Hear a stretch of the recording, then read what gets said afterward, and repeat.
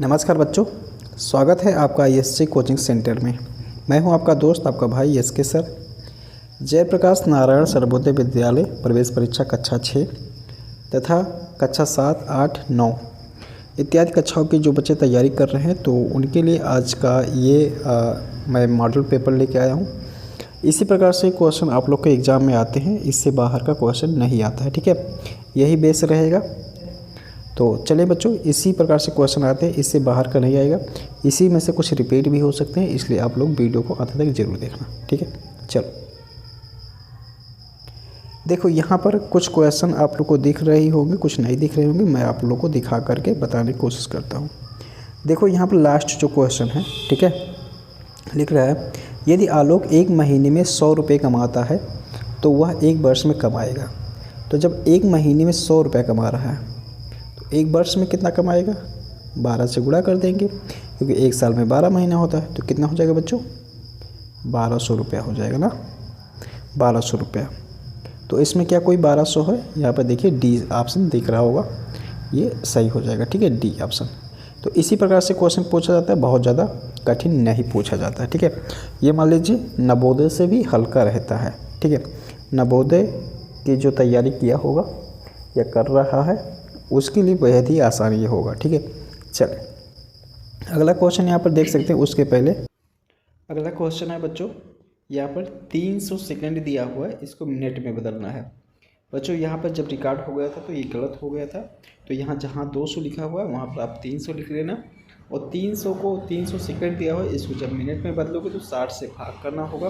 तो 60 से जब भाग करेंगे 300 में 6 से, तो 6 × 5 = 30 हो जाएगा।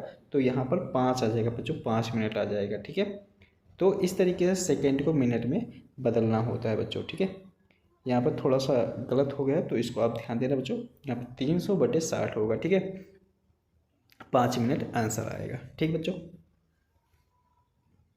तो इस प्रकार से पूछ लिया जाता है। अगला देखो, अगला कह रहा है 25 और 35 का महत्तम समावर्तक है। कर लेंगे 35 में भाग। ठीक है, चलो 25 से 25 भाग विधि से मैं बता दे रहा हूँ। यहाँ पर 0 बचा, यहाँ पर 1 बचा, फिर यहाँ 25, 10 दूना 20 हो जाएगा। ठीक है, फिर 5, यहाँ पर 10 कट जाएगा। तो इस तरीके से यहाँ पर जो आ जाएगा मासा, वो कितना आ जाएगा? वो 5 आ जाएगा। ठीक है, ये सी वाला ऑप्शन सही हो जाएगा। ठीक है, तो आप लोगों को क्या होगा कि वहाँ पेपर में जब आप परीक्षा देने जाओगे तो इसी प्रकार से पेपर मिलेगा और आप लोग को इसी पे ऐसे टिक लगा देना होगा जो सही होगा। ठीक है, चलिए कुछ बच्चे पूछ रहे थे सर OMR पे होता है, तो OMR पर नहीं होता है बच्चों। ठीक है, इतना ध्यान रखना है। चले आगे है किसी त्रिभुज में कितने शीर्ष होते हैं? तो त्रिभुज में 3 शीर्ष होते हैं, 1 2 3। ठीक है, तो 3 शीर्ष होते हैं त्रिभुज में, तो यहाँ पर 3 पे सही लगा देंगे। ठीक है, तो देखो अगला देखो, कह रहा है कि यदि किसी वृत्त की त्रिज्या 15 सेंटीमीटर हो तो वृत्त का व्यास ज्ञात कीजिए। चलो, ये वृत्त है, इसकी त्रिज्या दी गई है कितना? 15 सेंटीमीटर दी है। तो व्यास कितना होगा बच्चों?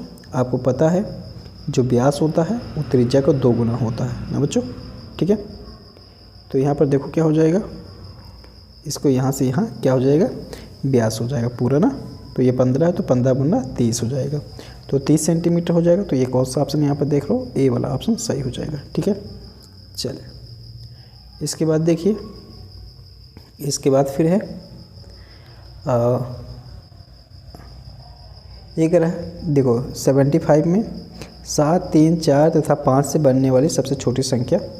तो 7, 3, 4, 5 से बनने वाली सबसे छोटी संख्या। ठीक है, तो देखो यहाँ पर क्या हो जाएगा? 3, 4, 5, 7, 3457।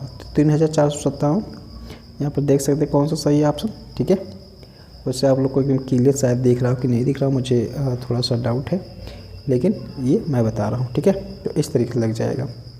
अगला देखो, अगला यह 74 में है। यदि रवि के पास 10 रुपये की कुल 8 नोट है तो रवि के पास कुल कितने रुपए हैं? तो 10 रुपये के अगर 8 नोट है तो 8 से गुणा कर देंगे तो कितने रुपये हो जाएंगे? 80 रुपये हो जाएगा। तो यहाँ पर कौन सा सही हो जाएगा? यहाँ पर देख सकते हैं डी वाला ऑप्शन सही हो जाएगा। ठीक है बच्चों, तो इस तरीके से अगला सवाल देखो, तो थोड़ा सा ही प्रैक्टिस करोगे, मैं जितना भी क्वेश्चन बताऊंगा, ठीक है, अगर उतने ही क्वेश्चन की प्रैक्टिस करते रहे तो आप लोग का जयप्रकाश नगर सर्वोदय विद्यालय में ज़रूर प्रवेश मिलेगा। चलो इसके बाद 73 देखो, राजेश, राकेश, अजय तथा अभय कक्षा 4 में पढ़ते हैं। यदि राजेश की लंबाई 126 सेंटीमीटर, राकेश की लंबाई 129 सेंटीमीटर, अजय की लंबाई 128 सेंटीमीटर है, अभय की लंबाई 124 सेंटीमीटर, तो इनमें कम लंबाई है, ठीक है। बताओ बच्चों, इसको कौन नहीं बता पाएगा। ये है किसकी, राजेश की, राजेश की 126, उसके बाद 129 है राकेश की, 129 राकेश की है, और फिर है इसके बाद 118 है, 118 है अजय की, ठीक है। उसके बाद कितना, 124 कितना है, अभय की है, ठीक है। तो कम किसकी है, अजय की है ना बच्चों, ठीक है, कम किसकी, अजय की। तो ये सी वाला ऑप्शन सही हो जाएगा, ठीक है। तो ये भी बेहद आसान तरीके से बता सकते हैं आप। अगला देखो, अगला कह रहा है त्रिभुज में कितने कोण होते हैं। त्रिभुज में कितने कोण होते हैं, तो त्रिभुज में 3 कोण होते हैं, तो इस पर टिक लगा देंगे। तो बहुत बेसिक सवाल है, ठीक है। और 1.25 गुणे 1000 है, 1.25 गुणे 1000, ठीक है। तो जब आप इसको गुणा करने जाओगे तो ये आ जाएगा 1250 आ जाएगा, ठीक है। तो ये सही हो जाएगा। अगला सवाल देखो, अगला है 10 नंबर में। 10 नंबर है कि कौन सा नंबर है मुझे नहीं पता, लेकिन मैं यहाँ जो सवाल है उसको बता रहा हूँ। तो वो 4/7 है और -4/7 है। तो 4/7 -4/7 कितना हो जाएगा, 0 हो जाएगा, ठीक है। तो इसका बी वाला ऑप्शन सही हो जाएगा, ठीक। अगला देखो, यहाँ पर ये वाले प्रश्न में इसमें कुछ 0.66 लिखा हुआ है शायद, और 6.66 लिखा हुआ है, 0.636 ऐसे लिखा हुआ में सबसे छोटी संख्या है, ठीक है। तो सबसे छोटी संख्या इस तरीके से बच्चों आप लोग बता लोगे कि नहीं बता लोगे। अगर इस तरीके से आएगा मुझे उम्मीद है कि आप लोग बता ले जाओगे, ठीक है। चलो मैं इसको आप लोग को बस इसलिए दिखा रहा हूँ कि आप लोग क्लियर हो सके किस प्रकार से क्वेश्चन आता है। जो बच्चे जवाहर नवोदय विद्यालय की तैयारी या अटल विश्वविद्यालय की तैयारी किए हैं वो लोग जरूर इसको आसानी से कर पाएंगे। ये देखो 3 + 30 + 300 + 3000 दिया गया है, तो इन सभी को जोड़ कर क्या सही नहीं बता पाओगे, 3333 आ जाएगा, ठीक है। तो इस तरीके से ये सही हो जाएगा, ठीक। चलो इसके बाद इसके इसी तरीके से क्वेश्चन ही रहता है। जैसे यहाँ पर पहला को यहाँ पर है कि अपवर्तक है, तो अपवर्तक किसे कहते हैं, अपवर्तक। तो अपवर्तक ऐसी संख्या होती है, जैसे ये देखो 15 है, तो 15 कौन कौन संख्या से पूरी तरीके से विभाजित हो जाएगी, देखो 1 से, 3 से, 5 से और 15 से, ठीक है। तो यही सब संख्या जो है वो अपवर्तक है, किसका, 15 का, ठीक है। तो ये चीज़ होती है। अपवर्त एक पूछा जाता है, तो अपवर्त क्या होता है, जैसे 5 का अपवर्त निकालना है, तो 5 का अपवर्त 5, 15,